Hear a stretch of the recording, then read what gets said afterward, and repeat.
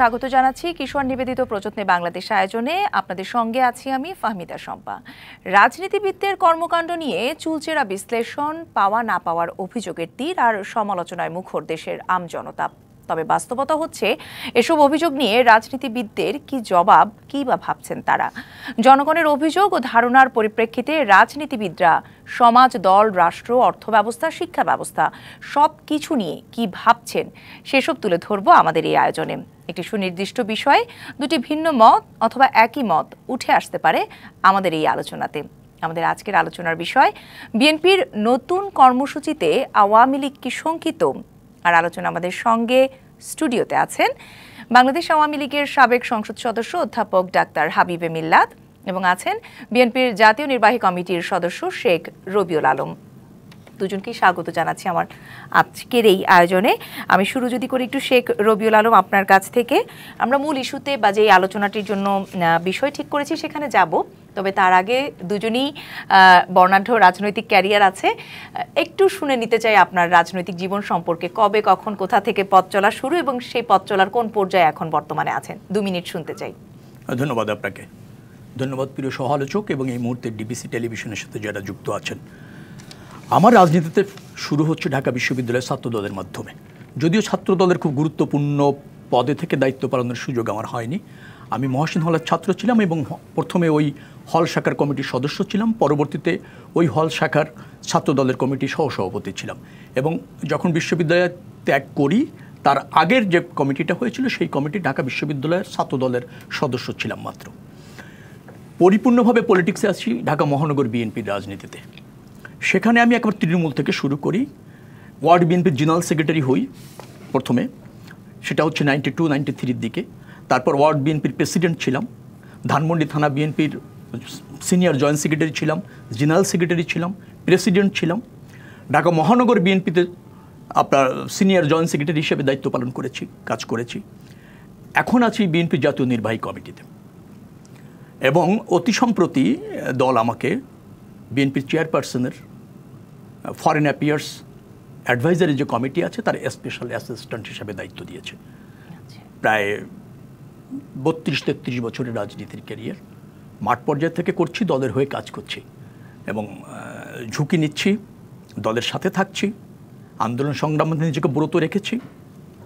এভাবেই আছে আর কি। দলের অনেক চড়াই উৎরাইয়ের সাফল্য ব্যর্থতার সুখ দুঃখের সারথি আপনি। সেই জায়গা থেকে আজকের যে আমাদের আলোচনা নিশ্চয়ই আমরা এগিয়ে নিব, তবে তার আগে আমি ডাক্তার হাবিবে মিল্লাতের কাছ থেকেও তার সেই যাত্রাটা কখন কোথায় কিভাবে শুরু হয়েছিল এবং এখন কোন পর্যন্ত এসেছেন একটু শুনতে চাই।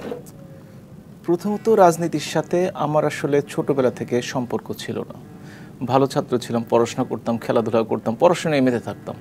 পরে সন্ধানী নামে প্রতিষ্ঠান, যেটি মেডিকেল ছাত্রদের জাতির প্রতিষ্ঠান, তার সেন্ট্রাল ভাইস প্রেসিডেন্টের সাধারণ সম্পাদক হয়েছি। পরবর্তীতে 2007 সনে যখন মাননীয় প্রধানমন্ত্রী জননেত্রী শেখ হাসিনাকে সেই সময়কার তত্ত্বাবধায়ক সরকার গ্রেপ্তার করেন, তখন জননেত্রী শেখ হাসিনার যে 7 জনের মেডিকেল টিম ছিল তার সর্বকনিষ্ঠ সদস্য হিসেবে আমি সেই টিমে ছিলাম এবং তার থেকেই পরবর্তীতে তিনি যখন স্কয়ার হসপিটালে প্রায় মাসের বেশি ছিলেন, তিনি আমার অধীনেই অর্থাৎ আমার তত্ত্বাবধানে তিনি ভর্তি ছিলেন। এ থেকে তার পরবর্তীকালে 2008 থেকে রাজনীতিতে সমাজসেবায় সমাজসেবা আমি আগে থেকেই করতাম, বিভিন্ন সামাজিক কর্মকাণ্ডে জড়িত ছিলাম। রাজনীতির হাতেখড়ি ঠিক ওই সময়টি হয়। পরবর্তীকালে আমি জেলা কমিটির সদস্য হয়ে সিরাজগঞ্জের জেলা কমিটির ভারপ্রাপ্ত সাধারণ সম্পাদক হিসেবে 5 বছর দায়িত্ব পালন করেছি এবং পৌর কমিটি, উপজেলা কমিটির সবসময় সদস্য থাকতাম। সেন্ট্রাল কমিটির মধ্যে উপকমিটি, সমাজসেবা অধিদপ্তরের উপকমিটি ছিল, আন্তর্জাতিক উপকমিটি, তার সদস্য ছিলাম এবং বিভিন্ন সময়ে পেশাজীবী সংগঠন স্বাধীনতা চিকিৎসক পরিষদের কেন্দ্রীয় কমিটির সদস্য, বাংলাদেশ মেডিকেল অ্যাসোসিয়েশনের কেন্দ্রীয় কমিটির সদস্য সহ সামাজিক এবং রাজনৈতিক প্রতিষ্ঠানগুলোর সাথে সে সময় থেকে আমি গত 15 বছর। সময় এখন কোথায় বেশি দেন, রোগীদের দেখাতে নাকি রাজনীতিতে, কোন দিকে বেশি সময়টা দেওয়া? সামাজিক কর্মকাণ্ডে আমি সবচেয়ে বেশি সময় দেই, তারপর রাজনীতি। আর রোগীদের ব্যাপারে আজকাল যেহেতু আমি হার্ট সার্জন করতে হলে ফুল কনসেন্ট্রেশন দিতে হয় পেশেন্টকে ভালো রাখার জন্য। যেহেতু ফুল কনসেন্ট্রেশন দিতে পারি না, সেই জন্যই আমি রোগী দেখা ওই অর্থে সার্জারি করা ছেড়ে দিয়েছি। তবে রোগী আমি দেখি এবং রোগীকে রেফার করি, আমি নিজে কখনো রোগীর কোনো সরাসরি চিকিৎসা করি না।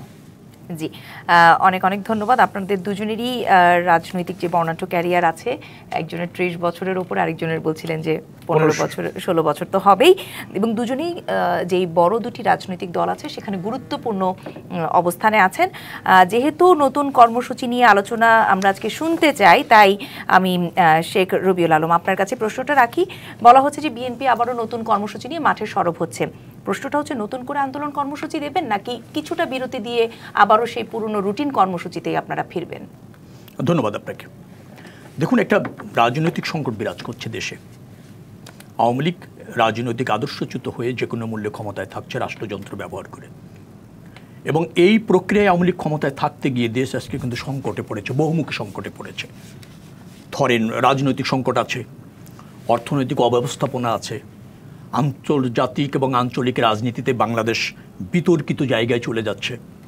কারো আধিপত্যবাদের যে চিন্তা তার সাথে একত্রতা প্রকাশ করছে, আবার বড় শক্তির বিরাগ বাজানো হচ্ছে, যার ফলে বাংলাদেশ তার ন্যায্য অধিকার থেকে বঞ্চিত হচ্ছে।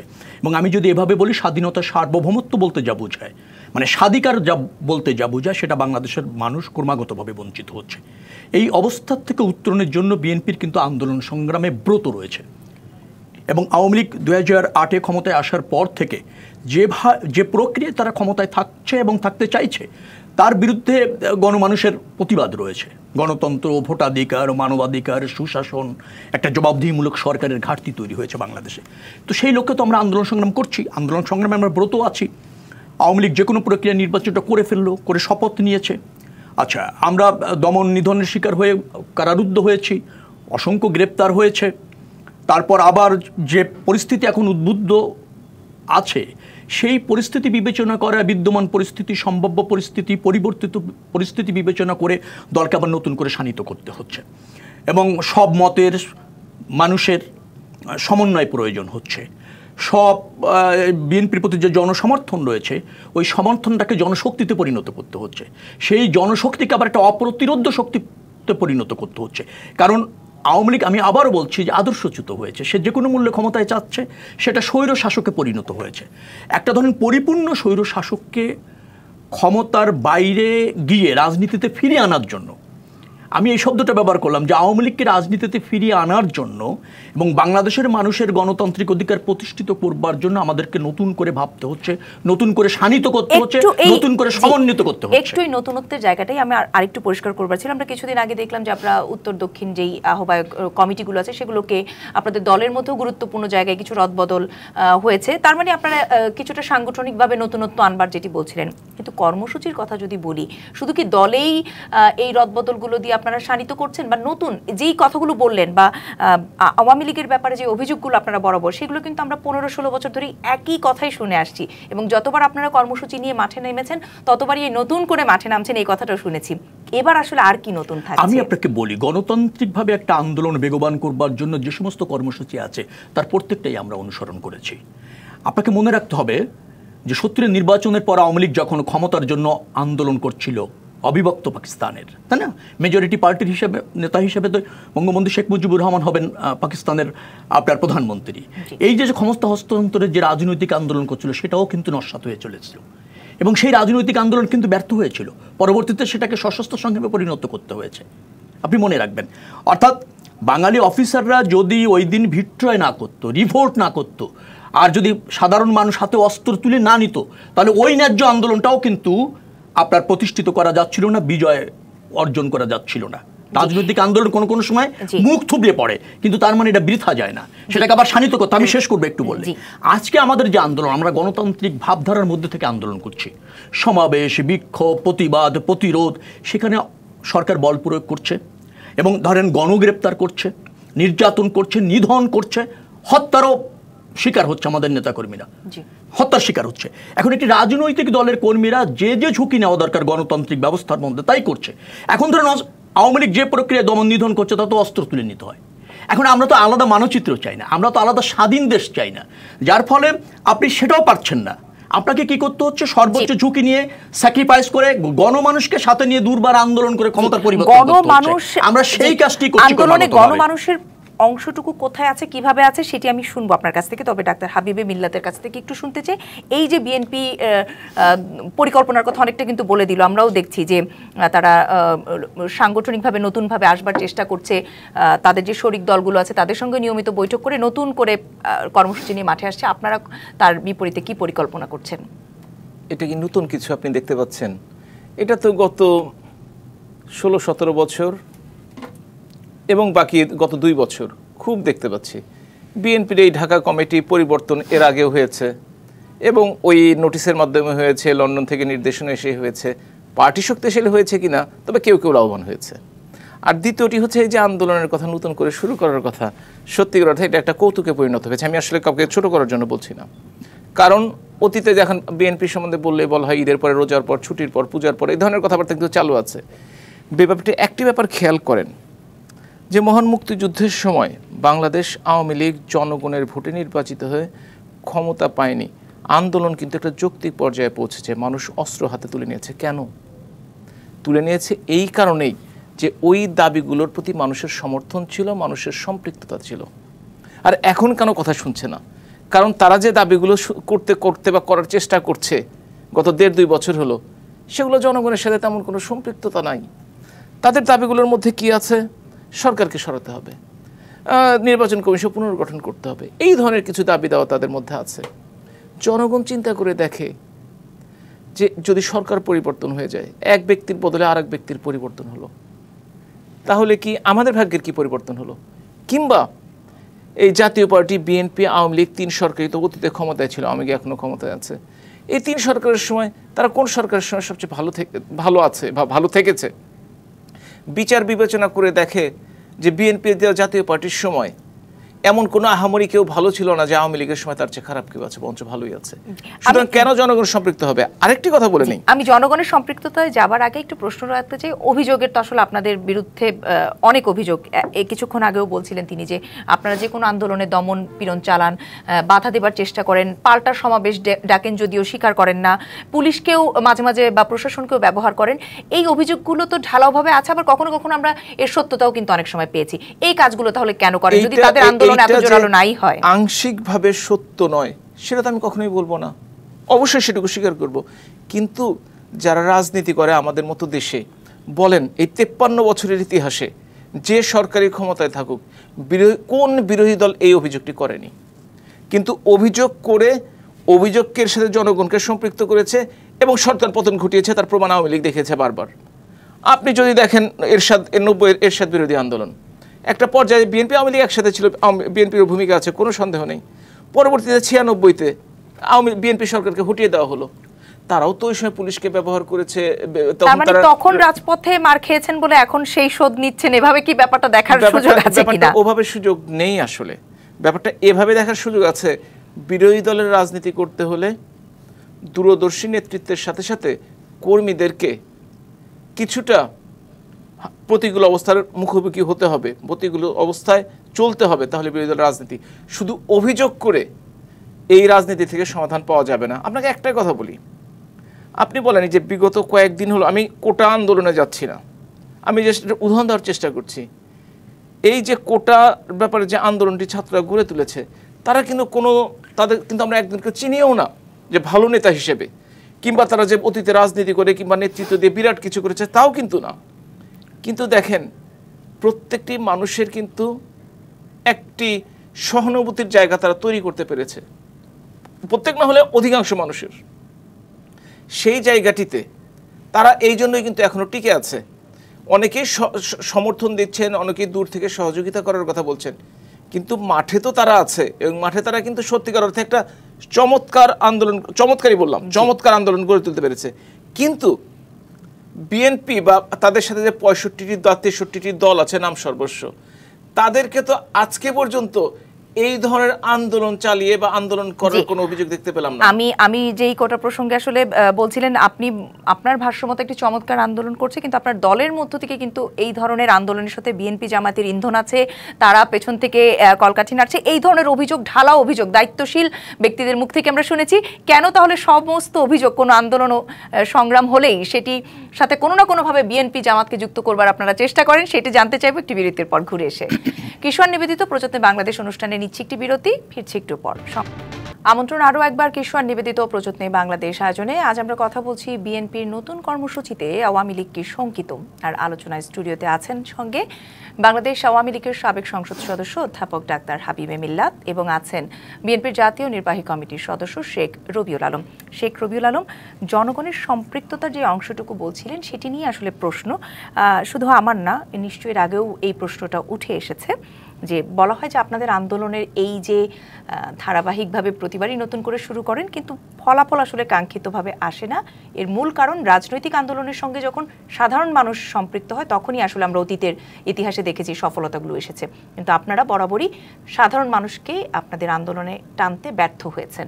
এই ব্যর্থতা আসলে কেন? ইস্যুর জন্য? যেমন এবার আমরা দেখছি যে আপনাদের সামনে বেশ কয়েকটি ইস্যু, সাধারণ মানুষকে কিছুটা বিভ্রান্ত যে আসলে কোন ইস্যুতে বা কোন দাবিতে আপনারা আন্দোলন নামেন, বা এই জায়গাটা একটু পরিষ্কার করবেন কি? আচ্ছা, স্বৈরশাসক যত নিকৃষ্ট হয় সময় এবং ঝুঁকি তত বেশি হয়।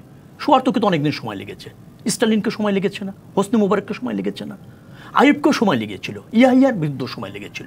মূলত ভাই ভালো বলছিলেন যে ৭০ নির্বাচনে তারা জয়লাভ করেছিল, ক্ষমতা হস্তান্তর হয়নি বিদায় আন্দোলন করেছিল, ন্যায্য দাবি, রাইট? আরে ভাই ৭০ নির্বাচন তো ভোট দেওয়া গিয়েছে, এখন তো ভোটও দিতে পারেন না। পাকিস্তানিরা কিন্তু ভোট দেয়া হস্তক্ষেপ করিনি, ভোট নিরপেক্ষ হয়েছে, ক্ষমতা হস্তান্তরে গড়িমসি করেছে, আন্দোলন হয়েছে, আর এখন ভোট দেওয়ারই সুযোগ নেই। তার মানে আন্দোলনের যৌক্তিকতা আরও কত বেশি, এবং মানুষের সম্পৃক্ততা এবং মানুষের অধিকার আরও কত শানিত, আরও কত জোরালো, কিন্তু দমন পীড়ন করছেন। আন্দোলনের ইতিহাসের কথা শোনালেন, এরশাদ বিরোধী আন্দোলন। আরে ভাই, এরশাদ বিরোধী আন্দোলনে আপনাদের ছিল ১৫ দল, আমাদের ছিল ৭ দল, নেতৃত্ব দিচ্ছিলাম, ঐক্যবদ্ধ হয়েছিলাম এরশাদকে হটাবো। আপনারা সেই কমিটমেন্ট জাতীয় বেঈমান হয়ে আবার ৮৬ নির্বাচনে গিয়েছিলেন এরশাদের সাথে আতাত করে, আমরা যাইনি।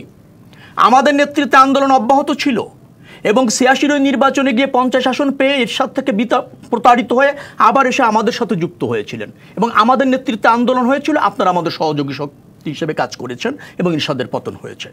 ৯৬ কথা বললেন, আন্দোলন করে আমাদের হটাতে পারছিলেন নাকি? আমরা তো সংবিধান অনুসারে নির্বাচন করতে চেয়েছিলাম, তত্ত্বাবধায়ক সরকার দাবি আপনারা করেছিলেন, জনগণ ওই দাবির সাথে একমত হয়েছে, আমি স্বীকার করছি। এবং আমরা এক পর্যায়ে মনে করেছি যে না, তত্ত্বাবধায়ক সরকার হওয়া উচিত, কারণ নিরপেক্ষ নির্বাচন হয়, এটা ভালো, গণতন্ত্রের জন্য, ভোটাধিকারের জন্য ভালো। একটা রাজনৈতিক দল হিসেবে সেটা উদারতার সাথে গ্রহণ করেছি, করে নির্বাচন করে 2/3 মেজরিটির ভিত্তিতে তত্ত্বাবধায়ক সরকার প্রতিষ্ঠিত করেছে। আমরা প্রতিষ্ঠিত করে ওই সরকারের কাছে ক্ষমতা হস্তান্তর করেছে। আপনাদের আন্দোলনে আমাদের পতন হয় নাই, ক্ষমতা হস্তান্তর করে বিরোধী দলে এসে ক্ষমতা ছেড়ে নির্বাচন করেছি। আপনারা ক্ষমতায় গিয়েছেন, আমরা ১১৯ আসনে বাংলাদেশের সর্ববৃহৎ বিরোধী দল হয়েছে। এটাকেই তো বলবো গণতন্ত্রের প্রতি আপনার কমিটমেন্ট, জনগণের ভোটাধিকারের প্রতি আস্থা, যেটা বিএনপির আছে, আপনাদের তো সেটা নাই। যার জন্য বলছি সম্পৃক্ততা নাই জনগণের। ২০১৪-তে আন্দোলন করেছি, সারা বাংলাদেশ অকেজো হয়েছে না? পুনর আন্দোলন, বগুড়ার থেকে ১ ট্রাক কাঁচামরিচ আনতে ৩ ট্রাক বিডিআর লেগেছে। ঢাকা বিচ্ছিন্ন হয়নি, সমস্ত মানুষ জেগে উঠেনি, ফুসে ওঠেনি।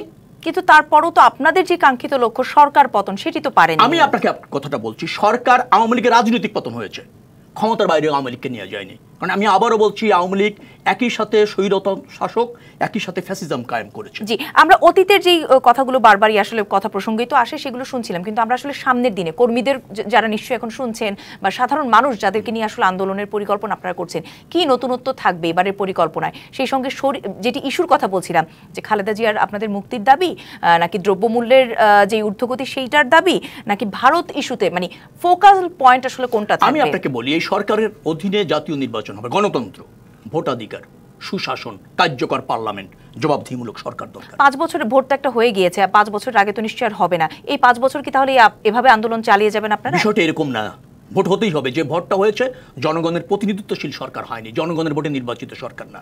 আমাদের আন্দোলনের সাথে মানুষের একত্রতা আছে বিধায় ৯৫% মানুষ ভোট বর্জন করেছে।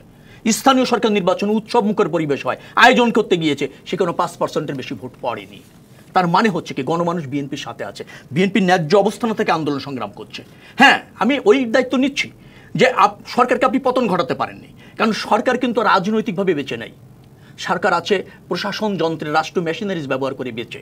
তাহলে আওয়ামী লীগের রাজনৈতিক পতন কিন্তু হয়েছে, দৃশ্যমান পতন হয়নি। আওয়ামী লীগ কিন্তু এখন আর বলতে পারে না সেটা রাজনৈতিক দল। সবাই বলে আওয়ামী লীগ একটা স্বৈরতান্ত্রিক শক্তি।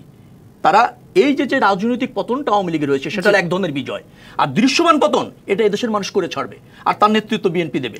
আমরা প্রস্তুত আছি, ঝুঁকি নিচ্ছি, রণে ভঙ্গ দেয়নি। আপনি মনে রাখবেন রণে ভঙ্গ দেয়নি। আমি যেটা জানতে চাচ্ছিলাম যে সামনের দিনে যে নতুন পরিকল্পনা, নতুন কমিটি, নতুন কর্মসূচি, শরিকদের সাথে নতুন করে আবার বসা, হাইকমান্ডের সঙ্গে যোগাযোগ হচ্ছে, কি আছে এই নতুন? না, এটা সমন্বয় করার চেষ্টা, সব শক্তি, সব মতাদর্শ এক হতে হবে, কারণ রাষ্ট্রে ফ্যাসিজম কায়েম হয়ে করে ফেলেছে আওয়ামী লীগ। মানে এটা রুটিন ওয়ার্কের, মানে একটি দল সংগঠন চালাতে গেলে, উজ্জীবিত করতে গেলে যে রুটিন ওয়ার্কগুলো সেগুলোই আপনারা করছেন। আপনি এটা মনে ধরেন, একটা বিভিন্ন চিন্তা তো থাকে, বিভিন্ন রাজনৈতিক দলের বিভিন্ন চিন্তা থাকে, একটা কর্মকৌশল প্রয়োজন হয়, একটা কমিটমেন্টের প্রয়োজন হয়।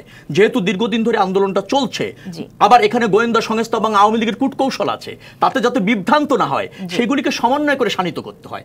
আমরা জানি কি করণীয়, জনগণও জানে কি করণীয়। বিএনপি কিন্তু আজ পর্যন্ত ঐক্যবদ্ধ আছে, নেতাকর্মীরা উজ্জীবিত আছে, ঝুঁকি নিচ্ছে, সুসংবাদ আসবেই, সফল হবই, কোনো সন্দেহ নেই। নিশ্চয়ই আরো শুনবো। আমি এবার আবার একটু ডাক্তার হাবিবে মিল্লাতের কাছে জানতে চাই, যেটি বিরতিতে যাবার আগে প্রশ্ন রেখেছিলাম, যে এই যে বলছিলেন যে কোটা বিরোধী যারা আন্দোলন করছে, খুব চমৎকার একটি আন্দোলন করছে, সুন্দরভাবে করছে, কিন্তু সেই আন্দোলনকেও অনেক সময় আপনারা বলেন যে এর সঙ্গে বিএনপি জামাতের সম্পৃক্ততা আছে, এবং অতীতেও যখনই যা হয়েছে মাঝে মাঝে আপনারা দায় বা অভিযোগ করার চেষ্টা করেন। কেন? প্রমাণিত, আমি তো নিজের মুখে শুনতে দেখলাম টেলিভিশনে ছাত্র দলের সাধারণ সম্পাদক পূর্ণ সমর্থন দিয়েছে।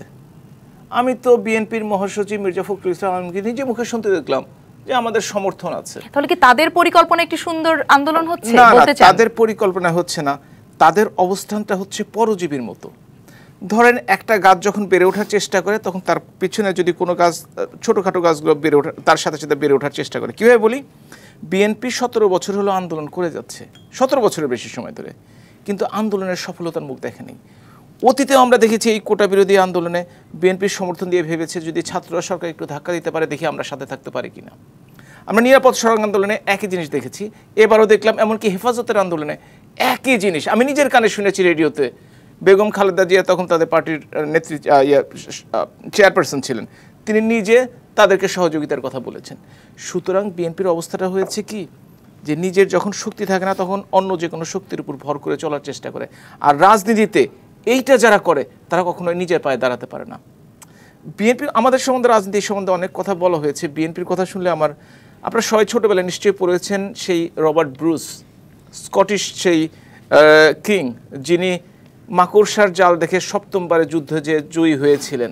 তো বিএনপি কেবল তো 3টা নির্বাচন পার করেছে, আরো 4টা নির্বাচন পার করতে হয় কিনা সেটা দেখে নেই। তবে একটা কথা বলি, আমি একটু অন্য ইস্যুতে যাবার আগে যেই কোটার ব্যাপারে যে অভিযোগটি, তার কাছ থেকে এক লাইনে আমি একটু শুনে আসতে চাই। এই যে কতদিন ধরে, বেশ কয়েকদিন ধরে কথা প্রচলিত যে অন্যের আন্দোলনে আপনারা পরজীবী হিসেবে বা ভর করে আপনাদের ইস্যু বা আন্দোলন চালিয়ে নেবার চেষ্টা করছেন, বা অভিযোগ যেটি এসছে সেটি কতটা সত্য? আচ্ছা, অন্যরা এত আতঙ্কে কেন ভোগেন? বিএনপি এখানে ইন্ধন দিচ্ছে, সরকার পত্তরে আন্দোলনের দিকে যেতে পারে, কোটা আন্দোলন, যারা অবৈধভাবে তারা এই আতঙ্কেই ভোগেন। বাচ্চাদের এটা ন্যায্য দাবি, শিক্ষার্থীদের ন্যায্য দাবি, মেধার ভিত্তিতে মূল্যায়ন চায়। এবং 2018 সালে কিন্তু এই আন্দোলনে বাধ্য হয়ে পরিপত্র ওনারা জারি করেছিলেন।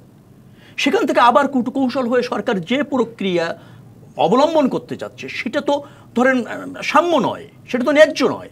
শিক্ষার্থীদের ন্যায্য দাবিতে আমাদের সমর্থন থাকবে, সহযোগিতা থাকবে, এটাই তো, এই জন্যই তো রাজনীতি করি। একটা দেশের সংকট, শিক্ষার্থী মেধা মূল্যায়নের দাবি, এর চেয়ে ন্যায্য দাবি তো নাই, এর চেয়ে যৌক্তিক দাবি তো নাই। সেটার প্রতি রাজনৈতিক দল হিসেবে আমাদের সমর্থন থাকবেন না, মিল্লাত ভাই কেন তা ভাবেন? সমর্থন আছে কিন্তু কোনো সহযোগিতা বা সেই অর্থে কোনো ইন্ধন যদি বলতে চাই, রাজনৈতিক দল হিসেবে এখানে সহযোগিতার, ছাত্রদের আন্দোলনে তো মানে একটু প্রাসঙ্গিকতা আনাটা বেশ কঠিন, খুব জটিল। তার একটা নির্মোহ জায়গা থেকে স্বতন্ত্রভাবে আন্দোলনটা করছে, সেখানে রাজনৈতিক ইনভলভমেন্ট হলে সরকার আবার তো, এটা আমি বলেছি, এটা স্বৈরতান্ত্রিক সরকার, যে সব কিছুর মধ্যেই মনে করেন ষড়যন্ত্র খোঁজে, সব কিছুর মধ্যে দমন পীড়নের অজুহাত খোঁজে। সেখান থেকে আমরা শিক্ষার্থীদের তাদের আন্দোলন তাদের মতো করার ক্ষেত্রে সমর্থন জানাই, এবং তাদের উদ্দেশ্য যেহেতু দেশের সাথে, আপনাদের কোনো সম্পৃক্ততা সেই অর্থে একেবারে সশরীরে নেই না। আমি আপনাকে আবারও বলি, রাজনৈতিক দলের ইনভলভেন্সির ক্ষেত্রে বাংলাদেশে যেভাবে আওয়ামী লীগ প্রশাসনকে ব্যবহার করছে, সেখানে কিছু জটিলতা রয়েছে, সেখানে কিছু ধরেন নিধন প্রক্রিয়া রয়েছে। আমরা চাই কোমলমতি শিক্ষার্থী যারা আছে, মেধাবীরা যারা আছে, তাদের যে রাইট, তাদের যে অধিকার তারা প্রতিষ্ঠিত করুক, এটা ন্যায্য, আমাদের নৈতিক সমর্থন রয়েছে। এবং তারা শিক্ষার্থীরা যদি মনে করে বৃহত্তর রাজনৈতিক হিসাবে সবচেয়ে বাংলাদেশের জনপ্রিয় রাজনৈতিক দল হিসেবে বিএনপির সাহায্য সহযোগিতা যদি প্রত্যাশা করে, ডেফিনেটলি দল হিসেবে আমরা সেটা করব। কিন্তু আমরা এখনো পর্যন্ত চাইছি শিক্ষার্থীরা স্বতন্ত্রভাবে তাদের আন্দোলনটা করবে। জি, যে আপনাকে যেখানে থামিয়েছিলাম, সেই কারণে যদি আন্দোলন আরো জমে ওঠে তখন সক্রিয়ভাবে অংশগ্রহণ করবেন, এটা হচ্ছে টার্গেট। বিএনপির তরফ থেকে তো আরেকটু অভিযোগ করা হয়, বলা তো হয় যে শিক্ষার্থীদেরকে এভাবে বলা হয় যে সরকার কতদিন তাদেরকে এখানে রাখবেন, কারণ অন্যান্য ইস্যুকে ধামাচাপা দেবার জন্যই এই আন্দোলনকে এভাবে দীর্ঘায়িত করা হচ্ছে। যে আন্দোলনটি সরকার করাচ্ছে এবং যে আন্দোলন আরো দীর্ঘায়িত করবে সরকার, আপনার কথা মতো, তাহলে সেই আন্দোলন আলোচনায় আসছে, বিভিন্ন গণমাধ্যমে আসছে, বিএনপি বলছে, তাহলে বিএনপি সেই আন্দোলনকে সমর্থন বর্তমানে দিচ্ছে কেন? নৈতিক সমর্থন তো উনি দিয়েই দিলেন একটু আগে, এবং বলছেন আরেকটু যদি জমে ওঠে তাহলে আমরা রাজপথে নেমে যাব। তাহলে এটা কি? বিএনপি স্ট্যান্ডার্ড দেখেছেন, প্রত্যেকটা জায়গায় ডাবল স্ট্যান্ডার্ড, দ্বিচারিতা যাকে বাংলায় বলে। এটা আমি একটার পর একটা উদাহরণ দিয়ে দেখতে পারি। উনি একটু আগে বলছিলেন যে 70 সনের নির্বাচনের কথা। আরে নির্বাচনের কথা মানে তো নির্বাচনে অংশগ্রহণ করার কথা। নির্বাচনের আশা মানে, নির্বাচন মানেই তো হচ্ছে নির্বাচনকে দূর থেকে দর্শকের মতো দেখা যাবে না। আর 14-15 সনের আন্দোলনের কথা যদি বলেছেন, আমি খেয়াল করেছি খুব স্পষ্টভাবে, তখন আমি ফুল টাইম একজন পেশাজীবী ছিলাম, চিকিৎসক ছিলাম। আমি এখনও ওই ঢাকা মেডিকেল কলেজের বার্ন ইউনিটের পোড়া মাংসের গন্ধ এখনও আমি পাই। মনে হয় মানুষের মাংস দিয়ে, চামড়া দিয়ে কাবাব বানানো হয়েছে।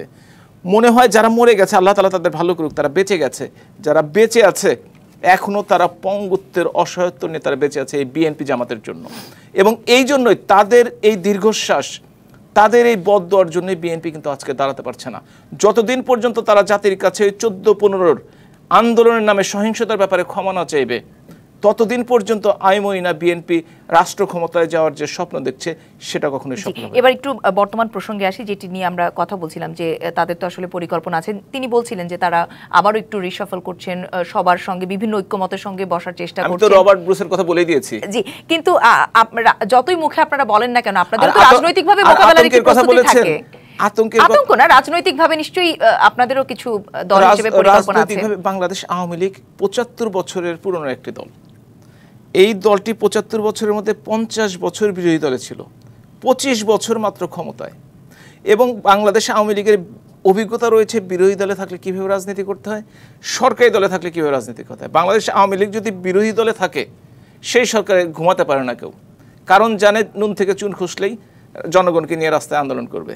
আর যখন সরকারে থাকে, বিরোধী দল আন্দোলন করতে না জানার কারণে তারা নিজেদের মধ্যে লুকিয়ে রাখে নিজেদেরকে, এবং তারা যে কোনো কাছেই প্রকাশ্যে কথা বলতে সাহস পায় না। যেমন এই কোটা বিরোধী আন্দোলনের কথাই বলি বা বৈষম্য বিরোধী আন্দোলনের কথাই বলি, তারা কিন্তু ওই সমর্থন দিয়ে চুপচাপ বসে থাকে। যদি দেখে যে শক্ত সামর্থ্যভাবে কেউ এগিয়ে গেছে, তখন বলবে পিছন থেকে আমরা যে ধাক্কা একটা দেওয়ার চেষ্টা করি। কিন্তু তারা যদি সত্যিকারের অর্থে মনে করে, তারা জয়েন করছে না কেন? তারা যদি সত্যিকারের মনে করে, তারা সংহতি প্রকাশ করছে না কেন? আমি একটা কথা বলতে পারি, তারা সংহতি প্রকাশ করতে চাইলেও যে ছাত্র আন্দোলন করছে তারা তা গ্রহণ করবে না, কারণ তাহলে তখন তাদের আন্দোলন ব্যর্থ হতে বাধ্য। এখন যদিও সফল, যেমন আমাদের আজকের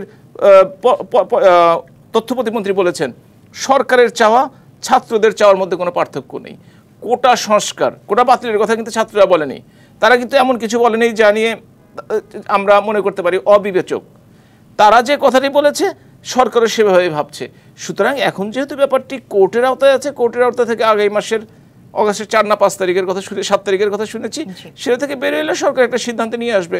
আমরা মনে করি ছাত্ররা যেভাবে নিয়ন্ত্রণ থেকে আন্দোলন চালিয়ে যাচ্ছিল, মাঝের 2-1টি ঘটনা তাদেরকে কিছুটা ইমেজকে প্রশ্নবিদ্ধ করেছে, সেগুলো না করলে তারা আরো ভালো করতে বলে আমি মনে করি। জি, আরো শুনবো আপনাদের দুজনেরই কথা, তবে আরেকটি বিরতির সময় হয়েছে। কিশোয়ান নিবেদিত প্রযত্নে বাংলাদেশ অনুষ্ঠানে নিচ্ছে আরো একটি বিরতি, ফিরছি একটু পর, সঙ্গেই থাকুন।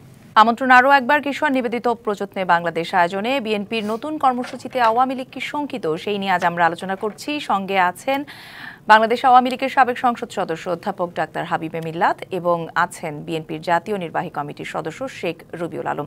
শেখ রবিউল আলম। একটু শরিকদের প্রসঙ্গে আসি। আপনারা তো আর একা না, শরিকদেরকে সঙ্গে নিয়েই নানান সময় কখনো একা চলেছেন, কখনো তাদেরকে সঙ্গে নিয়েছেন, যুগপৎ আন্দোলনের কথা বলেছেন। এবারও আমরা দেখছি যে নতুন করে যে আসার চিন্তাভাবনা আপনারা করছেন, সেখানে তাদের সঙ্গেও নিয়মিত বৈঠক হচ্ছে। কিন্তু শরিকদের সঙ্গে সম্পর্কটা মাঝে মাঝে তারা আপনাদের সঙ্গে থাকে, আবার মাঝে মাঝে কোথাও যেন হারিয়ে যায়। এই মানে ছাড়া ছাড়া অবস্থা কেন সম্পর্কের? আমি আপনাকে বলি, আমি এর আগের বক্তব্যে উল্লেখ করছিলাম, সরকারের কিন্তু অলওয়েজ একটা কূটকৌশল আছে এবং সরকারের হয়ে গোয়েন্দা সংস্থার বিভিন্ন চাপ থাকে, বিভাজিত করার একটা অপকৌশল থাকে। তার বাইরে তো রাজনীতি না। হ্যাঁ, এটাও ঠিক আছে, আওয়ামী লীগ দীর্ঘদিন ধরে ক্ষমতায় আছে, নিধনের শিকার মানুষ, ছোট ছোট রাজনৈতিক দলকে প্রলুব্ধ করে। আচ্ছা, তার সাথে আওয়ামী লীগের সাথে একমত হলে মেম্বার অফ পার্লামেন্টও হয়ে যাওয়া যায়। এক রাত্রে যোগ দিয়ে তিনি মেম্বার অফ পার্লামেন্টও করার একটা অপচেষ্টা আছে। যখন রাষ্ট্রে সুস্থ রাজনীতির চর্চার অভাব থাকে এবং ক্ষমতাসীনরা যখন এই ধরনের অপকৌশলের দ্বারস্থ হয়, ক্ষমতাসীন দল আওয়ামী লীগ এবং সরকার, তখন হয় কি আপনার এই ধরনের আশঙ্কার বাইরে আপনি রাখতে পারবেন না। আমাদের কাছটাকে একটা বৃহত্তর রাজনৈতিক দল, আমরা একটা ন্যায্য অবস্থানে আন্দোলন করছি, সংগ্রাম করছি। জেলা পর্যায়ে একটা কর্মসূচি দিলে লাখ লাখ মানুষ হয়ে যাচ্ছে। 28 অক্টোবর ঢাকায় কর্মসূচি দিয়েছি, 20 লাখের উপর মানুষ হয়েছে, মানুষ ফুঁসে উঠছে। হ্যাঁ, দমনপীড়ন নিধন উপেক্ষা করে এখনো পর্যন্ত সরকারকে বাধ্য করা যায় নাই। আবার ধরেন এই রাজনৈতিক দলগুলিকে সমন্বিত করছি, সর্বাত্মকভাবে চেষ্টা করছে। আমি বারবার বলছি, গণতান্ত্রিক আন্দোলনের ভাবধারাকে ধারণ করে, এর বাইরে না, যার ফলে আপনি রাতারাতি সুফল পাওয়া যাচ্ছে না। কিন্তু আমি আবারও বলতে চাই যে সফলতাটা হয়েছে যে বাংলাদেশে আওয়ামী লীগ একটা বিতর্কিত রাজনৈতিক দলে পরিণত হয়েছে। আওয়ামী লীগকে ক্ষমতার বাইরে নিতে সময় বেশি লেগেছে, এটা যদি আপনি বলেন, আওয়ামী লীগ ক্ষমতার বাইরে যাওয়ার পর তাদেরও রাজনীতিতে কাম ব্যাক করতে 4 গুণ সময় লাগবে। অর্থাৎ এখানে বেশি লাগলে সুফলও বেশি দিন থাকবে। আওয়ামী লীগকে রাজনৈতিক ঝুঁকিতে পড়তে হয়েছে এবং সেই ঝুঁকি ওভারকাম করতে আওয়ামী লীগের 50 বছরও লেগে যেতে পারে। আলটিমেটলি বাংলাদেশের মানুষের অধিকার প্রতিষ্ঠার জন্য এই আন্দোলন, মানুষ ক্রমান্বয়ে শানিত হচ্ছে, ক্রমান্বয়ে সমাহিত হচ্ছে। আন্দোলনের যে ব্যাপ্তি বা সময়, আপনারা নিজেরাও বলছেন যে সময় বেশি লাগছে, হয়তো কাঙ্ক্ষিত ফলাফল এখনো আসছে না। এই ব্যাপ্তির কারণে কি মাঝে মাঝে আন্দোলনটা বা আপনাদের যে মনোবল বা যাই বলি না কেন, সেখানে কি কিছুটা ভাটা পড়ছে, দুর্বল হয়ে যাচ্ছে, আবার আপনারা একটু নিজেদেরকে গুছিয়ে নিয়ে আবার নতুন উদ্যমে ঝাঁপিয়ে পড়বার চেষ্টা করছেন? না, আমি মাঠের মানুষ, আমি নেতাকর্মীদের সাথে সার্বক্ষণ থাকি। আপনাকে প্রথম পরিচয় বলেছিলাম, ওয়ার্ড লেভেল থেকে আমার রাজনীতি শুরু, এর চেয়ে নিচে আর নাই। সেখান থেকে এখন জাতীয় নির্বাহী কমিটিতে আছি। সব শ্রেণী পেশার মানুষের সাথে আমার ইন্টারাকশন হয়, মিথস্ক্রিয়া হয়।